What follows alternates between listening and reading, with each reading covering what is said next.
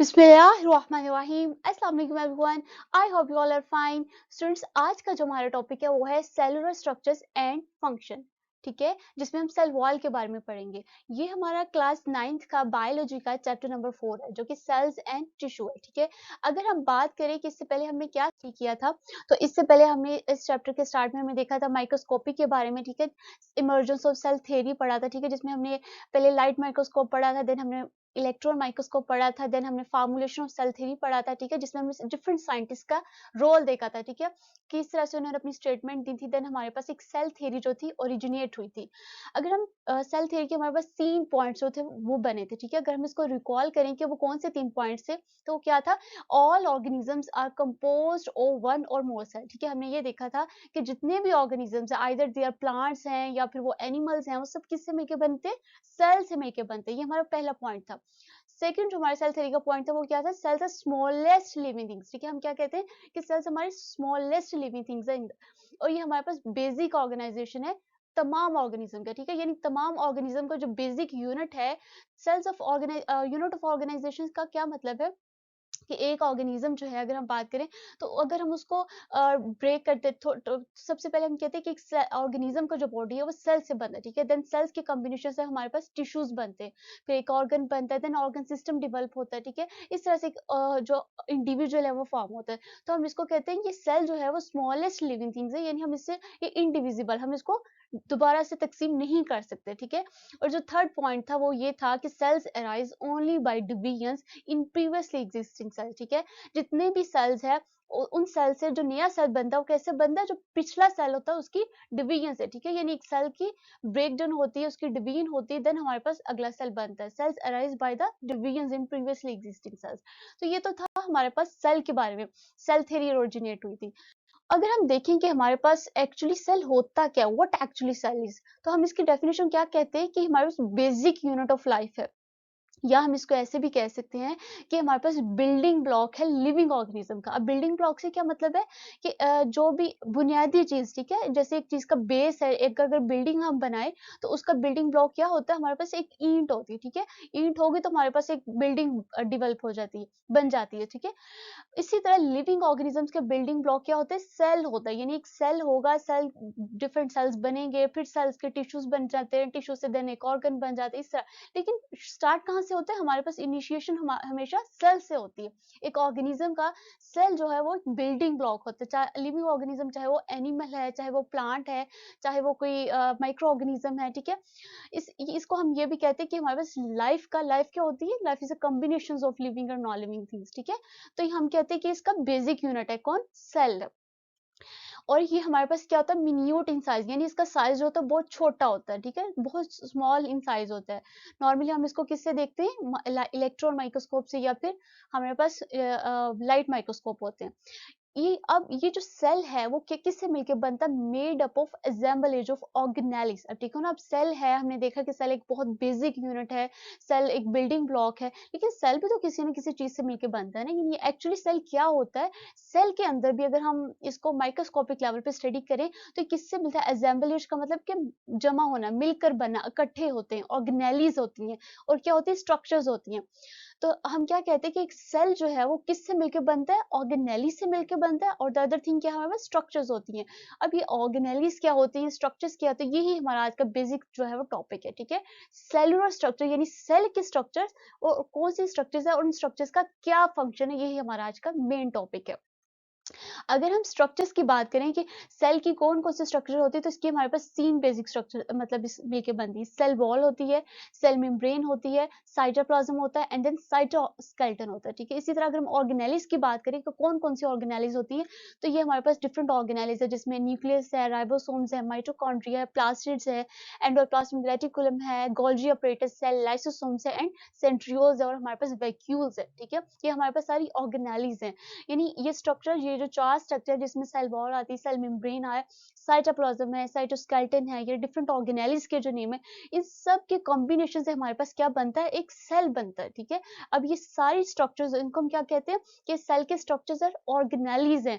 अब हमारा जो आज का टॉपिक है वो यही है कि हमने इन स्ट्रक्चर्स के बारे में हम वन बाय वन पढ़ेंगे, और उनका क्या रोल है सेल के अंदर, क्या फंक्शन है, इसके बारे में स्टडी करेंगे। तो स्टार्ट करते हैं आज का जो हमारा जो पहला स्ट्रक्चर है वो क्या है, सेल वॉल। तो हम सबसे पहले सेल वॉल के बारे में पढ़ेंगे। अच्छा, सेल वॉल के पहले पढ़ने से हम यहाँ पे एक जो हमारे पास ये एक एनिमल सेल है, ठीक है? आपके बुक में भी ये पिक्चर होगी, डायग्राम जो है, ये डायग्राम किसकी है? ये हमारे पास एनिमल सेल की है, ठीक है? हमने अभी बात की कि एनिमल सेल या प्लांट सेल जो भी सेल है, वो डिफरेंट ऑर्गेनेल्स और स्ट्रक्चर से मिलके बने हैं। तो आप यहाँ पे देख सकते हैं कि हमारे पास एक एनिमल सेल है और इसकी शेप क्या है? राउंड अबाउट आप कह सकते हैं, थोड़ी-सी सर्कुलर, लेकिन सर्कुलर नहीं है, थोड़ा-सा हार्ट शेप, इस तरह की शक्ल होती है एनिमल सेल की, ठीक है? अब देखें तो इसके सेंटर में बिल्कुल क्या है हमारे पास? एक न्यूक्लियस है। इसको हम क्या कहते हैं? ये जो सेंटर में होता है, ये हमारे पास सेल का न्यूक्लियस होता है।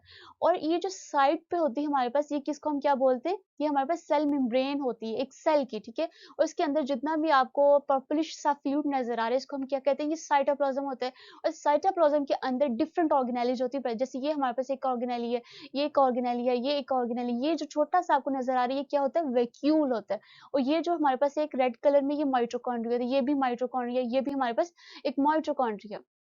इसी तरह ये भी माइटोकॉन्ड्रिया, ये भी माइटोकॉन्ड्रिया। और ये जो आपको एक नज़र आ रहे हैं फिलामेंटल पॉइंट्स, ये इसको हम क्या कहते हैं? ये राइबोसोम्स होते हैं। और ये जो ग्रीन कलर में आपको 2 ऑर्गेनेलीज़ नज़र आ रही है, इसको सेंट्रिओल्स कहते हैं। इसी तरह हमारे पास स्मूथ एंडोप्लाज्मिक रेटिकुलर है, ठीक है?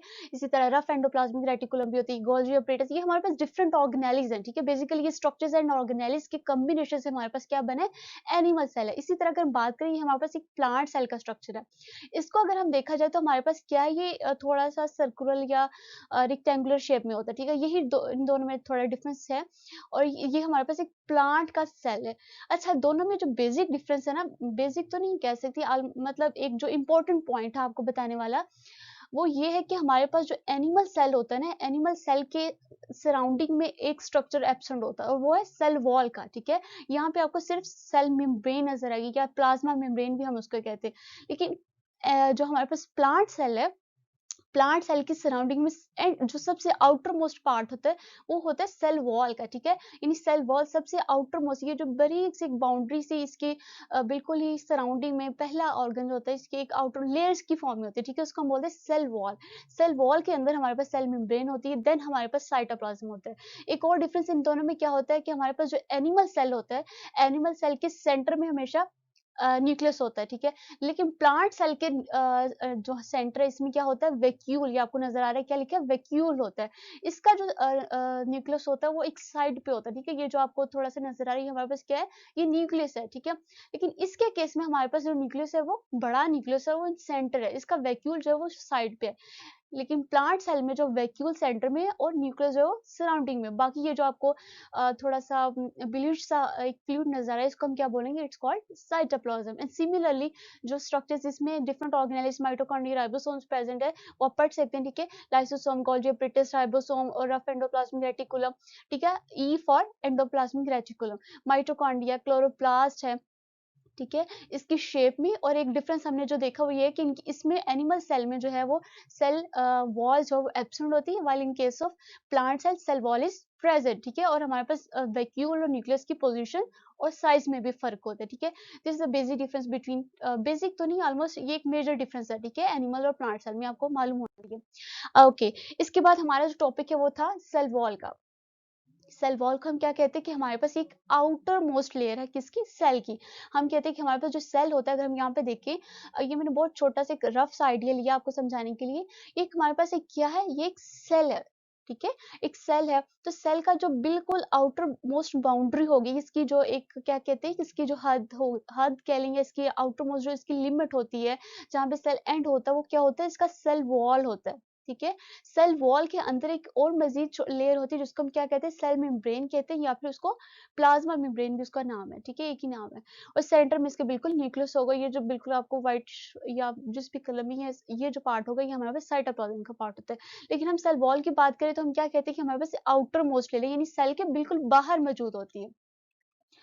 सेकंड जो उसका पॉइंट है वो ये है कि not present in cells of living cells, for example animal like protist, ठीक है। अभी हमने देखा कि हमारे पास जो सेल वॉल होती है वो एनिमल्स या एनिमल लाइक प्रोटिस्ट में एब्सेंट होती है। अब प्रोटिस्ट क्या होते हैं, ये हमारे पास डिफरेंट सिंगल सेल्स एनिमल्स होते हैं, ठीक है, तो हम इनको प्रोटिस्ट कहते हैं या फिर एनिमल। अब हमने ये पहले भी देखा कि सेल वॉल जो है वो एनिमल्स में या एनिमल लाइक जितने भी प्रोटिस्ट हैं, ठीक है, जैसे डिफरेंट जो हमारे पास सिंगल सेल्स होते हैं उनको हम प्रोटिस्ट कहते हैं। ये भी एनिमल डिफरेंट किंगडम में आता है, आप हाई क्लास में इसके बारे में तफसील से स्टडी कर लेंगे।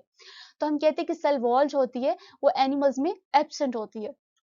नेक्स्ट इसका जो पॉइंट है वो ये है कि हमारे पास जो सेल वॉल है ये क्या होती है, नॉन लिविंग होती है। इट्स इंपॉर्टेंट टू नोन कि हमारे पास जो सेल वॉल होती है वो क्या होती है, नॉन लिविंग होती है, और ये सेल का एक स्ट्रॉन्ग कंपोनेंट है, ठीक है। स्ट्रॉन्ग तो ऑब्वियसली होगा, क्यों स्ट्रॉन्ग होगा, क्योंकि हमारे पास सेल की आउटर मोस्ट बाउंड्री है, तो इसने सेल को प्रोटेक्ट करना होता है, ठीक है। यानी बाकी जो भी होगा वो सेल के अंदर होगा, तो ये तो एक शीट की तरह, एक लॉ की तरह वर्क करेगी, ठीक है। अगर ये स्ट्रॉन्ग होगी तो बाकी सारे सेल जो है वो उसकी ये अच्छे से प्रोटेक्शन कर सकेगी, ठीक है, यानी सेल अंदर से महफूज रहेगा। अब इसका क्या फंक्शन है, ठीक है, अगर सेल वॉल का फंक्शन पूछा जाए तो क्या है इसका फंक्शन है, इट प्रोवाइड शेप, ठीक है, शेप देती है। शेप क्यों देती है, इसका आप समझे, देखिए कि जिस तरह से बाहर से होगी तो बाकी सारे सेल उसी तरह अपने आप को मोल्ड कर लेंगे, ठीक है। स्ट्रेंथ देती है, प्रोटेक्शन देती है, अभी हमने देखा सपोर्ट देती है to the inner living matter, ठीक है। अब इनर लिविंग मैटर हमारे पास प्रोटोप्लाज्म है, ठीक है। ये जो सेल वॉल के अंदर जितना भी हमारे पास ऑर्गन है, इस सब को ये क्या करती है, सपोर्ट करती है, उनको प्रोटेक्ट करती है, उनको स्ट्रेंथ देती है, ठीक है, एक बकायदा एक शेप प्रोवाइड करती है। कि हमारे पास क्या होता है, हम इसको कहते हैं कि सेल वॉल का ये फंक्शन होता है, इंपॉर्टेंट फंक्शन है, ठीक है। इसके बाद हम कहते हैं कि कहाँ पे प्रेजेंट होती है, located outside of plasma membrane, plasma membrane के बाहर मौजूद है। इसका क्या मतलब है, अभी मैंने बताया कि सेल वॉल के अंदर एक मजीद एक ये आपको सेकंड लेयर भी नजर आ रही है, ठीक है। इसका हम बोलते हैं कि हमारे पास क्या है, ये सेल मेम्ब्रेन है या फिर ये प्लाज्मा मेम्ब्रेन है, ठीक है। तो हम कहते हैं कि जो सेल वॉल होती है ये सेल मेम्ब्रेन के बाहर प्रेजेंट होती है, ठीक है, यानी आउटसाइड ऑफ प्लाज्मा मेम्ब्रेन हमारे पास क्या प्रेजेंट होती है, एक सेल वॉल प्रेजेंट होती है, ठीक है। इसके बाद हम देखते हैं कि प्लांट सेल्स के सेल वॉल्स जो होती है उनके अंदर, सेल वॉल के अंदर डिफरेंट केमिकल्स जो होते हैं वो प्रेजेंट होते हैं, ठीक है। प्लांट सेल्स है variety of chemicals in their cell wall, ठीक है। अब सेल वॉल जो हमने देखा है कि एक आउटर मोस्ट लेयर होती है, ठीक है, एक प्रोटेक्शन देती है। अब उसकी कंपोजिशन में क्या होता है, यानी वो किन किन से चीजों से मिलकर बनती है, वो डिफरेंट केमिकल से मिलकर बनती है। एक और जो न्यू चीज आपने समझने वाली है वो ये है कि हमारे पास जो सेल वॉल होती है, अगर हम इसको मज़ीद माइक्रोस्कोपिक लेवल पे देखें कि हमारे पास इसका किस तरह का स्ट्रक्चर होता है, सिर्फ आउटर मोस्ट लेयर का, ठीक है। तो हम कहते हैं कि जो आउटर मोस्ट लेयर है वो प्राइमरी वॉल से भी मिलकर बनती है और सेकेंडरी वॉल्स भी प्रेजेंट है। इसका क्या मतलब है, यहाँ पे एक दोबारा मैंने एक सेल लिया, ठीक है, यहाँ पे शेप से आप लोगों ने कंफ्यूज नहीं होना। आप इसको कह सकते हैं कि हमारे पास एक प्लांट सेल्स है, ठीक है, सर्कुलर हो या रेक्टेंगुलर हो, आप समझिए ये हमारे पास क्या है, सेल ही फॉल है, ठीक है। इसके सेंटर में एक रेंडम साइड है ना, समझने के लिए वैक्यूल प्रेजेंट है और इसकी साइड पे एक न्यूक्लियस प्रेजेंट है। अब आप लोग यहाँ पे देखें तो हम हमारे पास अगर हम इसको माइक्रोस्कोपिक लेवल पे देखें, वैसे तो ये सेल हमें नजर आने में एक आउटर साइड बाउंड्री ही होती है सेल वॉल, लेकिन अगर हम इसको मजीद देखें तो हमें नजर आता है कि ये मजीद लेयर्स में डिवाइड होती है। अब इसका क्या मतलब है कि आप बिल्कुल ये जो आउटर मोस्ट है वो हमारे पास क्या होती है, सेल वॉल प्राइमरी वॉल कहते हैं, ठीक है। यानी अगर हम सेल वॉल को भी मजीद माइक्रोस्कोपिक लेवल पे देखें, इसका स्ट्रक्चर देखें, तो हमें पता चलता है कि मजीद किससे मिलकर बनती है, प्राइमरी वॉल से मिलकर बनी, ठीक है। ये जो बिल्कुल साइड पे हमें क्या कहते हैं, हमारे पास प्राइमरी वॉल है। इसके बाद जो अंदर वाली लेयर होगी उसको हम क्या बोलेंगे, सेकेंडरी है। और ये बिल्कुल जो आपको एक सॉरी येलो कलर में एक लाइन नजर आ रही है, इसके बाद हमारे पास क्या, इसको हम बोलते हैं प्लाज्मा मेम्ब्रेन, ठीक है। जैसे हमने पहले देखा है कि ये सेल वॉल जो है वो आउटसाइड ऑफ प्लाज्मा मेम्ब्रेन, यानी प्लाज्मा मेम्ब्रेन अंदर वाली साइड पे, और जो सेल वॉल है वो उसके बाहर प्रेजेंट होती है, और जो बाहर प्रेजेंट होती है वो मजीद 2 लेयर्स में डिवाइड होती है, जिसको हम प्राइमरी वॉल कहते हैं और सेकेंडरी वॉल कहते हैं। Outer layer of plant cell wall is called primary walls, ठीक है। ये किसको हम क्या कहते हैं कि हमारे पास प्राइमरी वॉल्स है।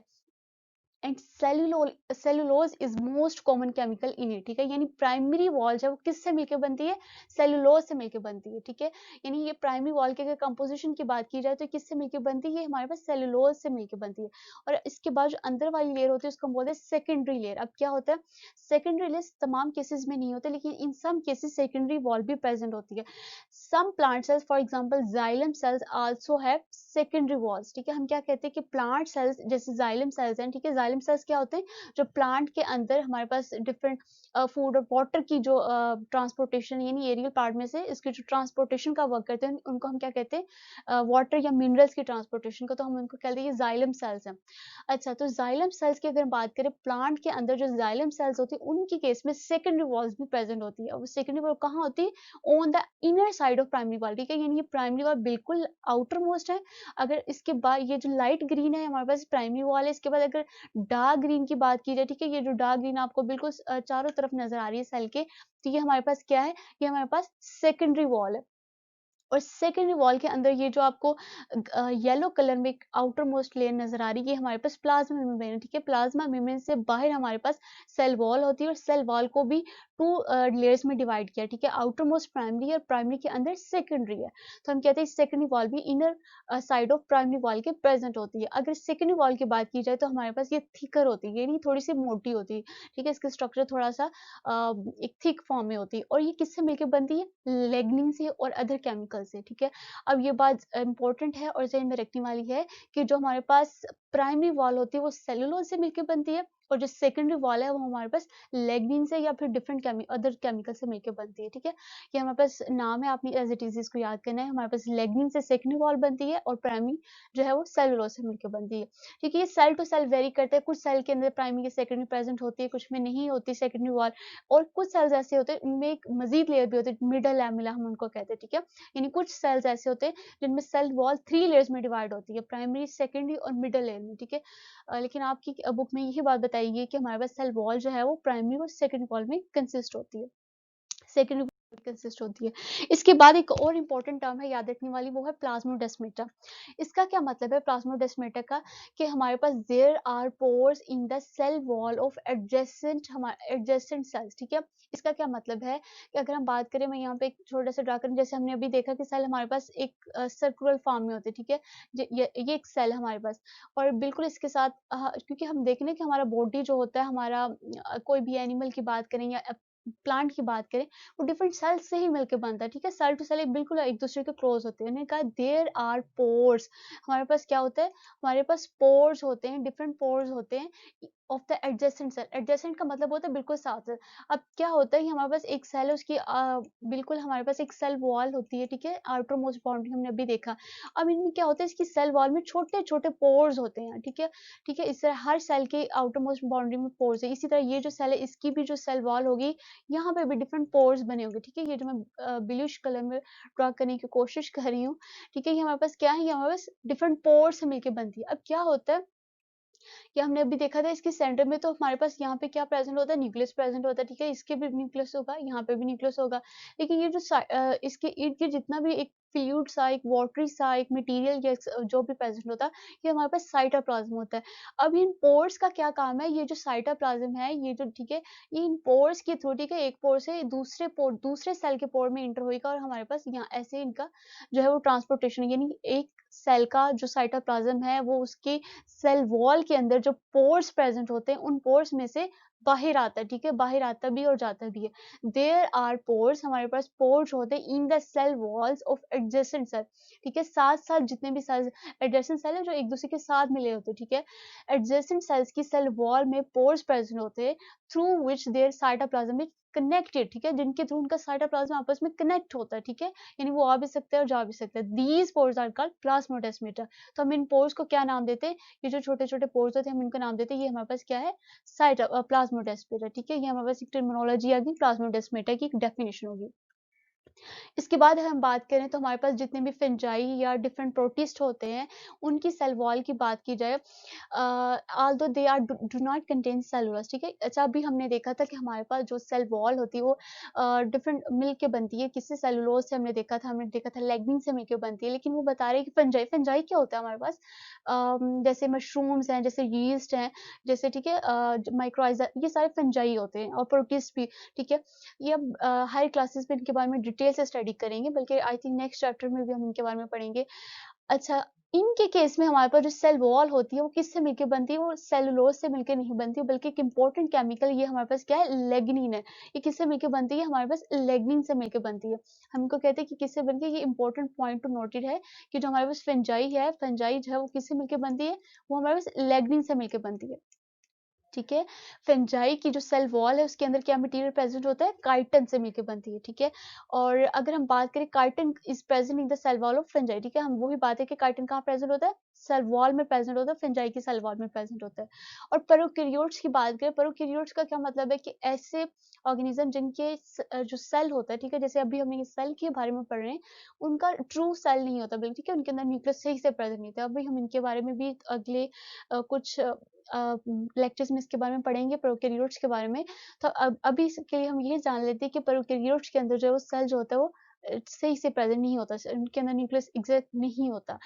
उनके केस में जो उनकी सेल वॉल होती है वो किससे मिलकर बनती है, वो पेप्टाइडोग्लाइकन से मिलकर बनती है। ठीक है, किससे मिलकर बनती है, पेप्टाइडोग्लाइकन से मिलकर बनती है। फंजाई की सेल वॉल काइटन से मिलकर बनती है, और प्रोकैरियोट्स की सेल वॉल जो है वो किससे मिलकर बनती है, पेप्टाइडोग्लाइकन से मिलकर बनती है। और अच्छा, पेप्टाइडोग्लाइकन क्या होता है, ये क्या होता है, अमाइनो एसिड और शुगर्स का कॉम्प्लेक्स होता है। ठीक है, यानी डिफरेंट अमाइनो एसिड आपस में मिलते हैं और डिफरेंट शुगर्स आपस में मिलते हैं, जैसे ग्लूकोज हो, जैसे हमारे पास डिफरेंट फ्रुक्टोज है, ये हमारे पास सारी शुगर्स होती है। ठीक है, यानी पेप्टाइडोग्लाइकन का अगर हम बिल्डिंग ब्लॉक देखें, इसको बेसिक यूनिट देखें, यानी इसकी कंपोजिशन की बात करें, तो पेप्टाइडोग्लाइकन किससे मिलकर बनती है, इट इज अ कॉम्प्लेक्स, यानी इसमें कॉम्प्लेक्स किस्म की स्ट्रक्चर्स होती हैं, किसकी मिलकर बनता है, अमाइनो एसिड की और शुगर से। और पेप्टाइडोग्लाइकन किसका हमारे पास कंपोजिशन है, प्रोकैरियोट की सेल वॉल का। ये बातें इंपॉर्टेंट है आपको याद रखने वाली, कि फंजाई की सेल वॉल जो है वो काइटिन से मिलकर बनती है, और प्रोकैरियोट की सेल वॉल जो है वो पेप्टाइडोग्लाइकन से मिलकर बनती है, और पेप्टाइडोग्लाइकन किससे मिलकर बनता है, अमाइनो एसिड से मिलकर बनता है और शुगर से मिलकर बनता है। Okay students, that all for today. ठीक है, आज हमने सेल वॉल के बारे में पढ़ा। नेक्स्ट चैप्टर में सॉरी नेक्स्ट लेक्चर में हम जो है वो इसके डिफरेंट अदर स्ट्रक्चर्स के बारे में पढ़ेंगे, जैसे साइटोप्लाज्म आता है और हमारे पास साइटोस्केलेटन।